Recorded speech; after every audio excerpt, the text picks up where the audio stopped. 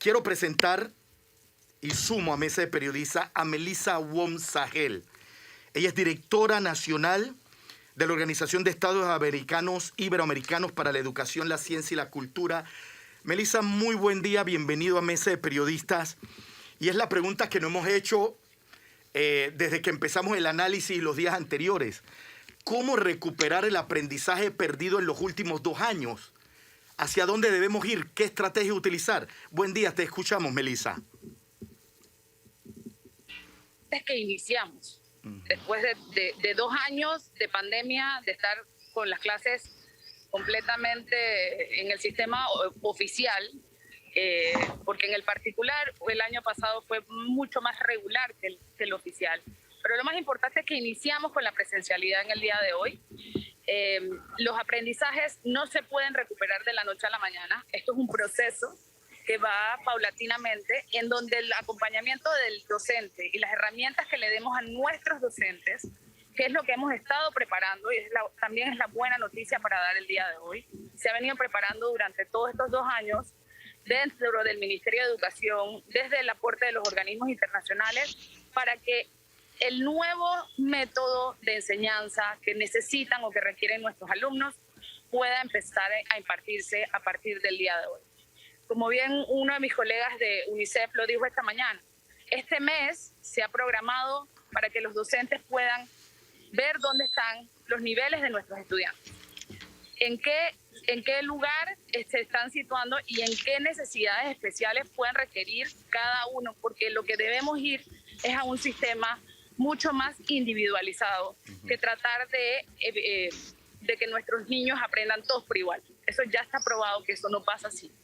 Antes nuestros sistemas, probablemente en nuestra época, la memoria funcionaba.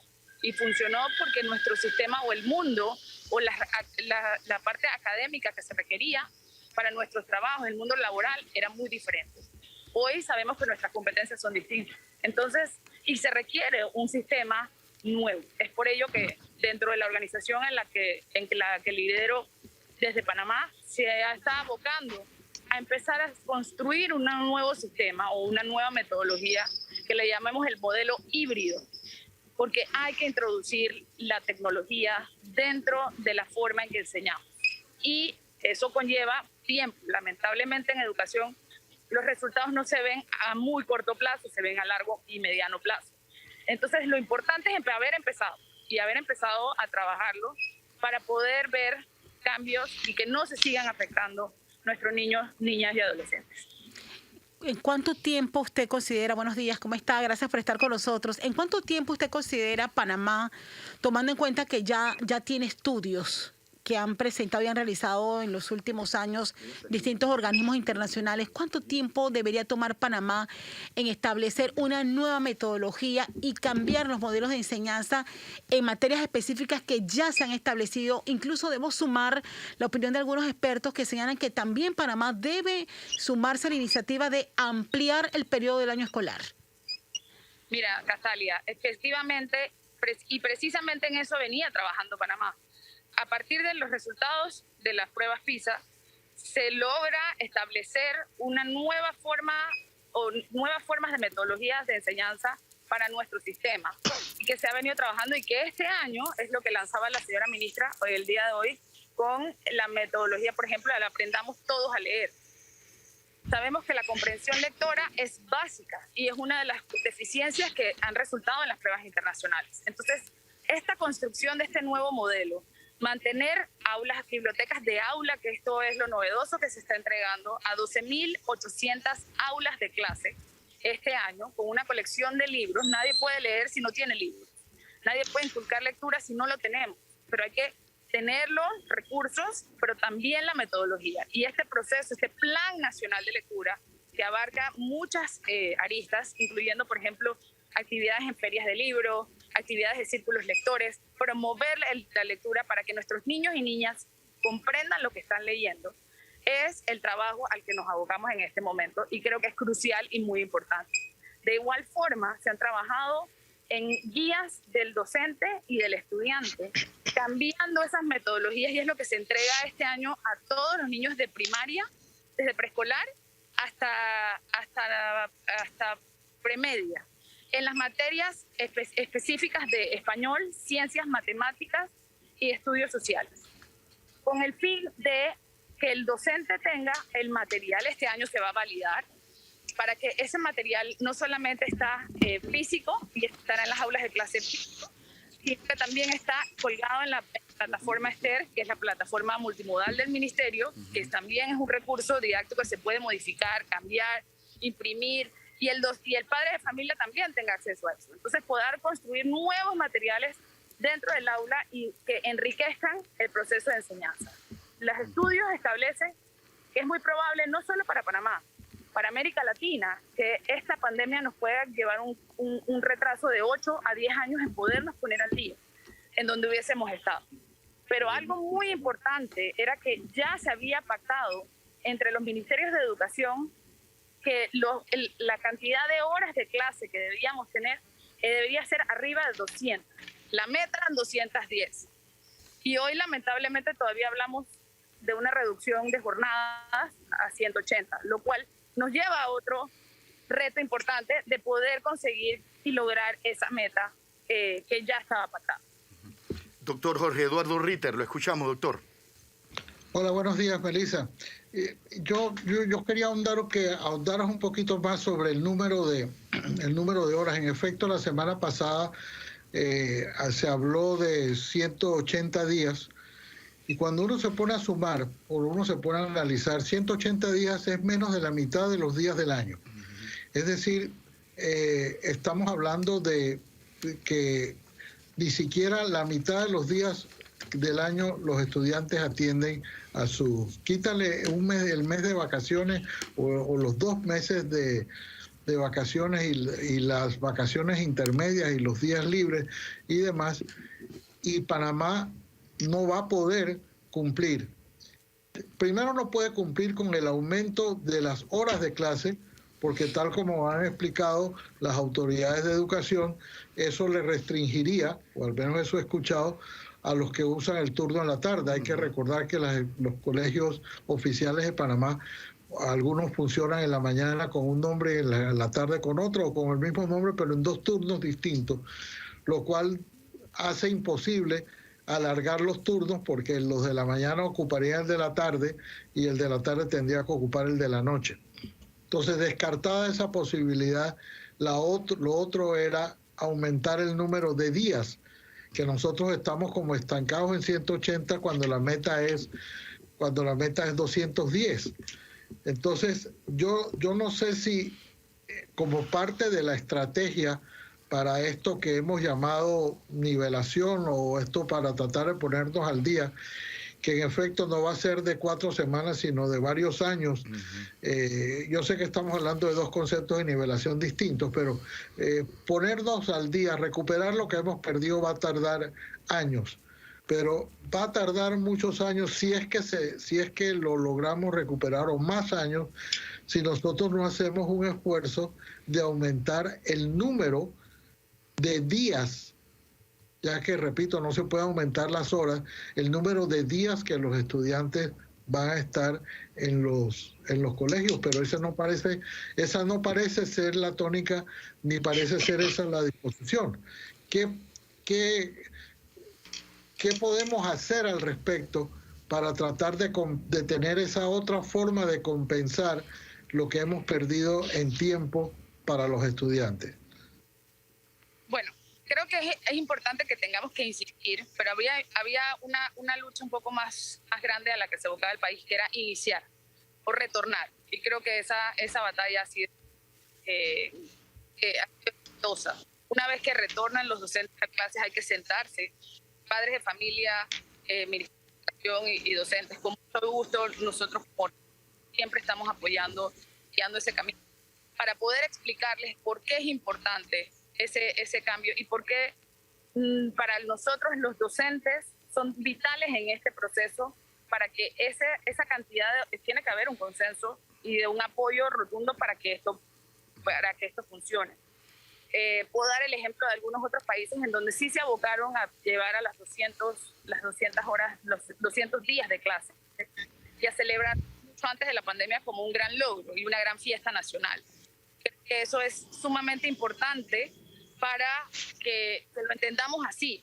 Entendamos que el país necesita mejorar los niveles académicos de nuestros estudiantes, y sin un gran pacto nacional en ese sentido, y conversar para que la educación en este sentido sea importante y la internalicemos. O sea, si un padre exige que sus alumnos, sus hijos estén en la escuela más tiempo, y que los docentes también comprendan que es mucho más fácil poder dar los contenidos o apoyar a los estudiantes teniendo más días de clase y no menos actividades extracurriculares, que si, no sé, el baile, la celebración del pueblo, que son importantes, pero que nos van restando incluso de esos 180 días. Entonces, es un poquito más hay que darle un poquito más de esfuerzo, sobre todo en este año que retornamos y que se ha perdido, pero había que tomar en consideración que para regresar después de 2 años de casi no pisar, niños que ni siquiera probablemente no conocían una escuela, esto es importante, ese proceso de adaptación, y entender de que los años subsiguientes tendremos que hacer un esfuerzo también importante, y que el modelo ha cambiado o que debe cambiar. Nando Martínez. Sí, a ver, estamos invirtiendo lo suficiente como país. Hay que invertir más. Por ejemplo, si hablamos de escuelas que no pueden tener horarios extendidos porque tienen 2 turnos, lo que hay que hacer es hacer nuevas escuelas.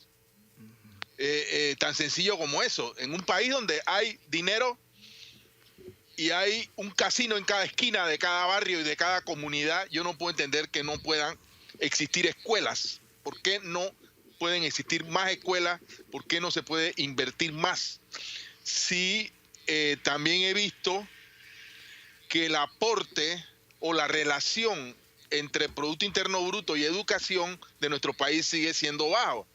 Entonces, mi pregunta específica es, ¿hay que poner más recursos si es que realmente nos interesa este tema de la educación?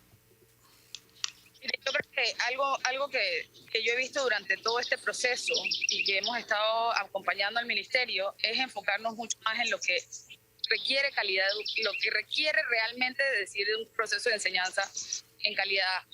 No necesariamente la mejor infraestructura es lo que hace que a nuestros niños y niñas aprendan. Pero yo no me refiero solo a infraestructura. O sea, sí, la calidad de educación también, o sea, más horas extracurriculares, por ejemplo. Correcto. Horarios extendidos. Y yo le diría va a requerir que inversión. Es un ajuste de dinero, efectivamente, sí. Hay que aumentar el proceso, hay que montar la inversión, porque todavía estamos por debajo incluso de lo acordado dentro de los ministerios de educación que se deberían aportar al sistema educativo. Panamá todavía está en merma sobre ese acuerdo, que debería ser por lo mínimo el 6%. Sin embargo, creo que debemos invertir mejor. Y también debemos invertir en procesos que regulen mejor y automaticen procesos administrativos, procesos de adquisiciones, descentralización de muchos sistemas que todavía están centralizados en el Ministerio de Educación, en la gestión de un ministro o una ministra de Educación, que no necesariamente y a título de una persona debe ser. Yo recuerdo estando en una escuela privada del país en la que me gradué, yo no recuerdo que mi escuela la pintaran todos los años o que tuvieran que arreglar la batería de baños todos los años. Y esa es una cuestión que chorrea de fondos todos los años del sistema y que imposibilita tener, por ejemplo, que todas las escuelas estén conectadas o invertir para que no sea el 62% de las escuelas las que tengan internet, sino para que tuvieran el 100%, que hoy es una herramienta vital dentro de nuestro proceso educativo. Entonces, que si la baranda está pintada, está bonita, creo que debería ser un tema mucho más educativo de mantenimiento dentro de del mismo plantel, más que un problema de invertir todos los años en que tenga que salir recursos de todo el Estado y en una maquinaria para que lleguemos a un 86% de las escuelas al final. Lo que recibimos son nuevas escuelas, o hacer una mejor planificación e inversión, que creo que se está invirtiendo en ese tipo de sistemas para poder tomar mejor decisiones a la hora de invertir en educación. Esa preparación incluye la actualización de nuestros docentes.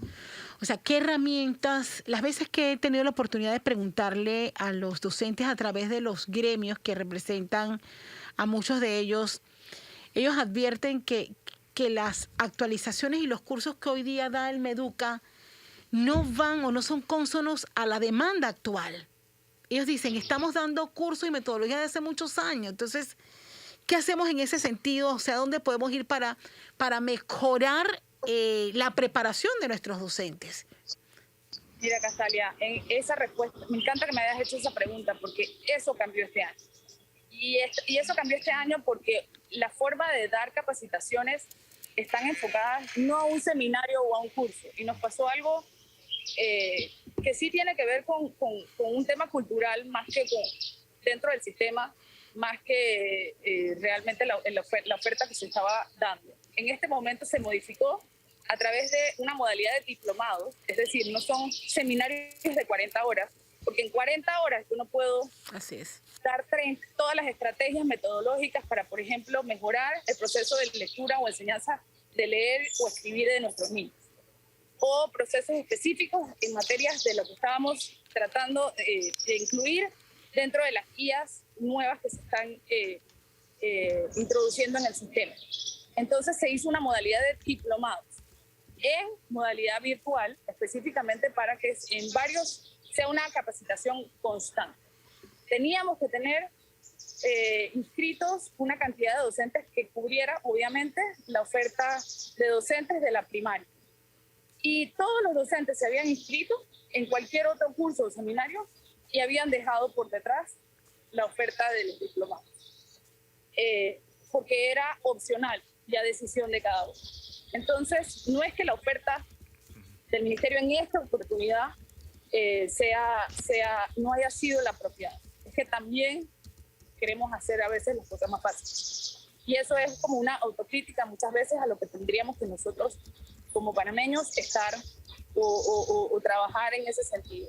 Pero sí te puedo decir que eso ha sido modificado drásticamente y bueno, pudimos lograr que los docentes se inscribieran y tengan esta modalidad. Fue una tarea titánica, pero se logró hacer. Y bueno, tengo que decirte que el liderazgo en este caso de la ministra con su equipo ha funcionado.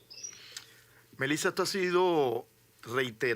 reiterado a lo largo de la entrevista hoy que el modelo ha cambiado, o sea que el modelo debe cambiar a partir de este momento.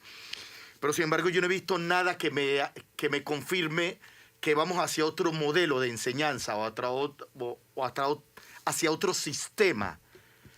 No he visto los mensajes del Ministerio de Educación, no he visto las reflexiones de los docentes convencidos de que la pandemia nos obliga a dejar un modelo que no estaba funcionando para ir a experimentar otros con nuevos retos. ¿Dónde debe estar el cambio? ¿Cómo entender y dónde debe estar el cambio para convencernos realmente de que estamos empezando un nuevo modelo educativo? Bueno, te tengo que confesar que ha sido una lucha de tratar de que la comunicación se modifique. Esa parte, creo que ahí no tuvimos el éxito que nos hubiese o que hubiésemos querido o esperado para el día de hoy. Porque realmente el cambio que se está tratando de introducir en el día de hoy tendrá éxito, que los docentes vayan validando los materiales durante el año, en donde vayan probando que esto se tenga o sea, se tiene que trabajar, porque no es un modelo que solamente construye a alguien con un dedo. Esto es un trabajo colectivo y es un trabajo que no toma un día. Ya te digo, crear estos materiales ha tomado más de 2 años.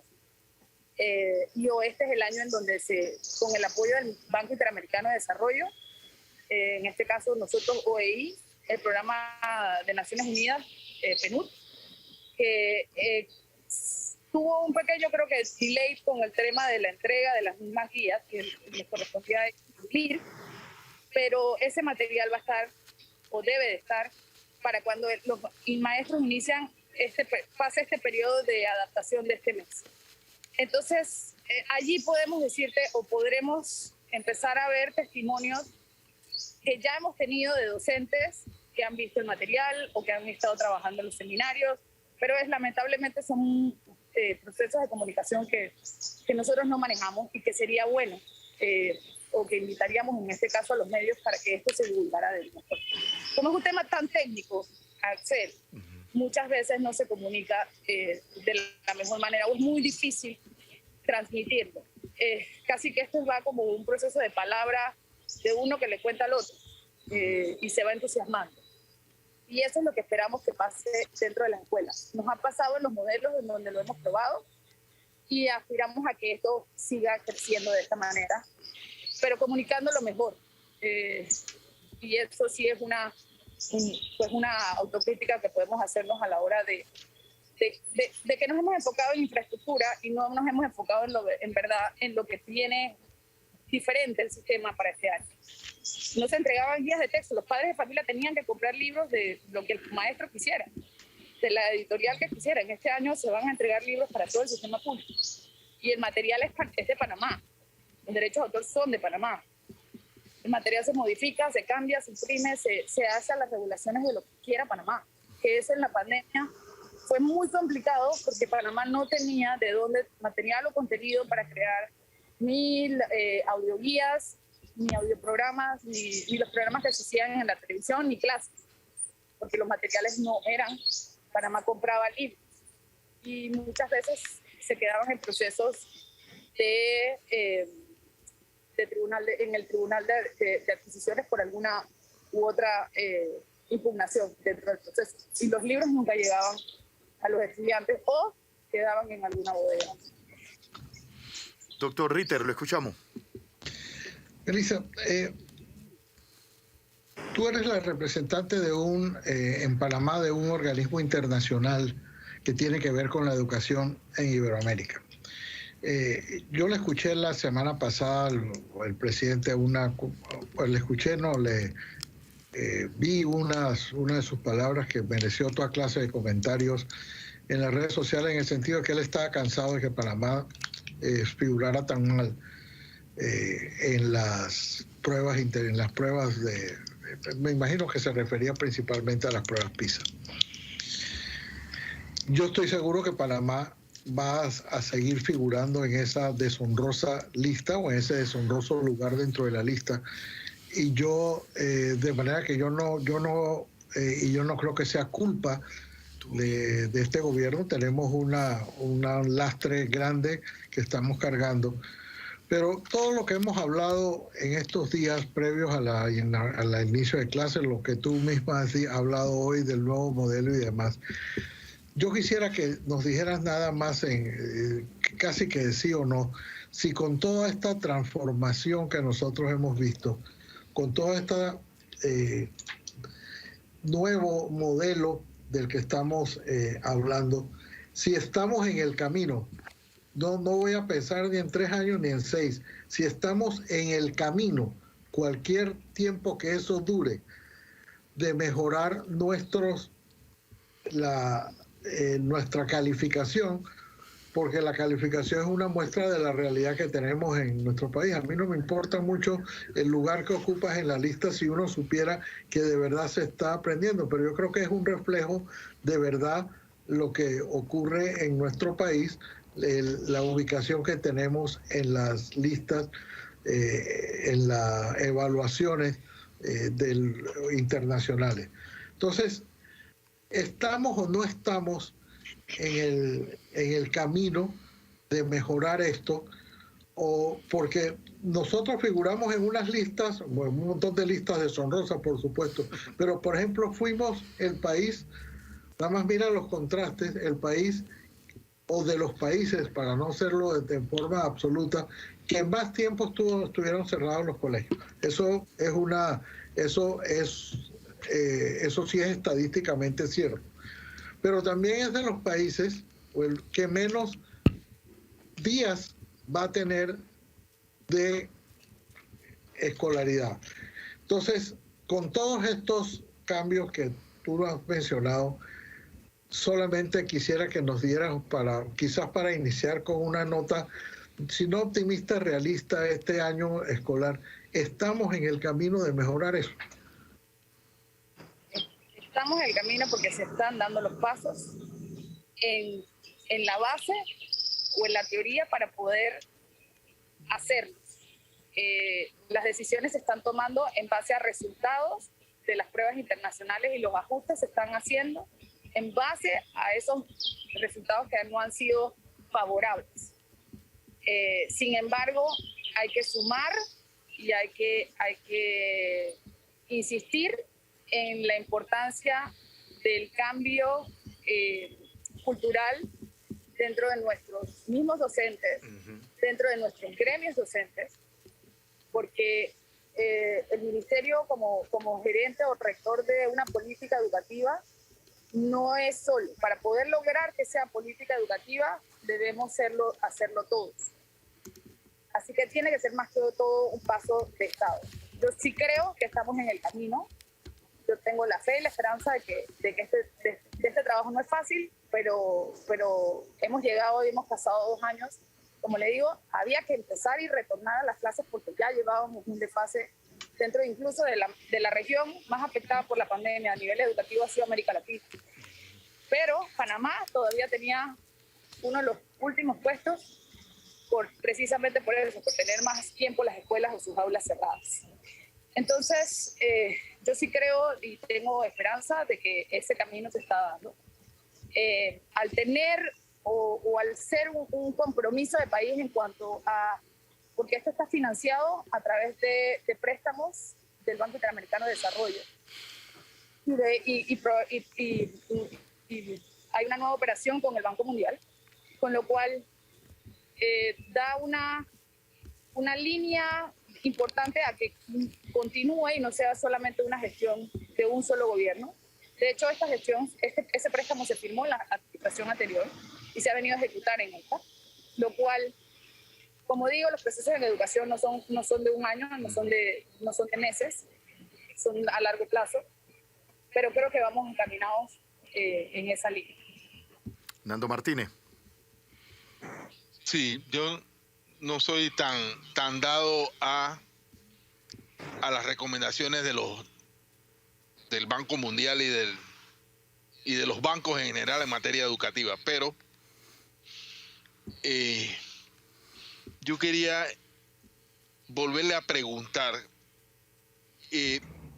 ¿tenemos un sistema de educación continua permanente para nuestros docentes? ¿Hemos logrado ese avance tan importante? Usted me dijo que se creó un diplomado y que el Meduca ha hecho una gran gestión de liderazgo para convencer, porque además era opcional, no entiendo por qué, para que los docentes fueran a este diplomado y participaran de él. Entiendo que no es presencial, sino virtual. Esa es una pregunta. La otra, yo escuché las palabras del presidente y me llamó mucho la atención su invocación a los directores de escuela de que hay 69 millones del FESE disponibles para mantenimiento de escuelas, para un conjunto de actividades que siempre son actividades que lastran el proceso educativo, y lo escuché varias veces decir, bueno, y si tienen algún problema para contratar o resolver, vayan con sus directores regionales del Meduca para resolver ese tema. Lo cual me dejó una sombra de duda sobre un tema sobre el que se debate constantemente. Es decir, ¿por qué las propias escuelas o las propias comunidades no son capaces de gestionar cosas tan poco relevantes como reparar la plomería de la escuela, etcétera? Y en un país en el que nos agarramos de cualquier pretexto para no dar clases, porque además ese es el otro problema. Efectivamente, ese es un problema que tenemos como sociedad. Y el otro aspecto que quería preguntarle es el tema de medir los resultados. El presidente habló de que había que medir los resultados del proceso educativo, pero una de las falencias principales de nuestro sistema educativo ha sido históricamente no tener un buen sistema de supervisión. ¿Qué estamos haciendo sobre eso? Bueno, creo que voy a contestar 3 en 1. Gracias. Con el tema de la supervisión, Fernando, es un tema complicado. Es otro tema dentro del sistema cultural, en donde el supervisor no está visto como una figura realmente de acompañamiento hacia el docente. Acompañamiento hacia el docente. Y muchas veces esa supervisión. Vamos a ayudarte a nuestra invitada que coja aire allí, común, cuando estamos con la mascarilla, sí. Interesante. Y Fernando, por esa misma vía, mira que uno de nuestros oyentes